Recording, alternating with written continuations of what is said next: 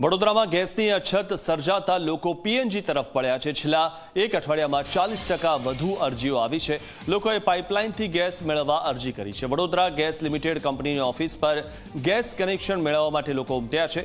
ગેસની લાઇન માટે 1.5 વર્ષ સુધીનું હાલમાં વેટિંગ ચાલી રહ્યું છે। તો જે રીતે એલપીજી ગેસ સિલિન્ડરની મુશ્કેલી સર્જાઈ તેના કારણે હવે પીએનજી તરફ લોકો વળ્યા છે। જો કદાચ ગેસ બોટલ સબમિટ કરવાનો થાય ગવર્મેન્ટે કહ્યું છે એ પ્રમાણે તો મારે આઉટ હાઉસમાં લાઈન નથી મેં લીધેલી તો એને માટે તકલીફ પડે। મારે ઘેર 3 હોય ને બોટલ તો 3 લઈ લઉં છું, ભરાવો જ કરું છું। કનેક્શનની અરજી વધી છે અચાનક? વધવાની જ, અને વેટિંગ છે, પહેલેથી વર્ષનું વેટિંગ છે।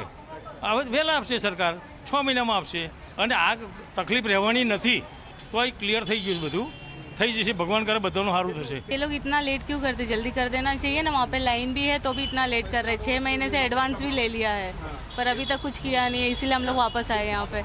मैंने नवंबर में भरा था, 6300 भरा था, पर अभी तक कोई मतलब ये किया नहीं है उन लोग ने। ક્રાઇસિસ તો છે જ અત્યારે, પણ બીજા દેશો કરતાં આપણે ત્યાં વધારે સારું કહેવાય।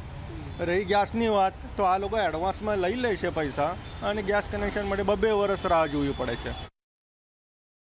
વડોદરા ગેસ લિમિટેડની દાંડિયા બજાર ઓફિસ તેમજ અમારા કોલ સેન્ટર પર લોકોની ઇન્ક્વાયરી પણ વધી રહી છે, અને છેલ્લા 5 દિવસ અને આ મહિનાની વાત કરીએ તો લગભગ 700થી 800 નવી અરજી આવી છે, અને અલગ અલગ સોર્સ મારફતે અને ઓનલાઈન જે ઇન્ક્વાયરી આવે છે અને ફોર્મ લઈ ગયા હોય એવા બીજા લગભગ 1500 જેવા ગ્રાહકો છે।